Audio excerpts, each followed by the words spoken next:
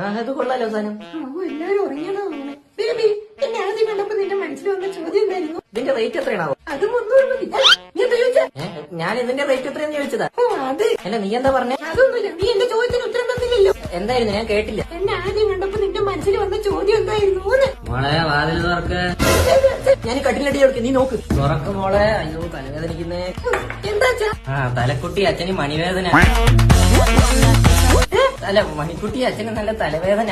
അതിന് അതിനൊന്നുമില്ല, എന്റെ റൂമിൽ AC ഉണ്ടല്ലോ. AC കൊണ്ട് തലവേദന കൂടും. നിന്റെ അമ്മയ്ക്കാണെങ്കിൽ അതില്ലാതെ പറ്റില്ല. നീ ഒരു കാര്യം ചെയ്യും, എന്റെ റൂമിൽ പോയി കിടക്കും. ഇവിടെ AC ഇല്ലല്ലോ, ഞാൻ ഇവിടെ കിടക്കാം. അയ്യോ അത് പിന്നെ പോവാ മോളെ, എനിക്ക് വയ്യ. അയ്യോ പെട്ടല്ലോ.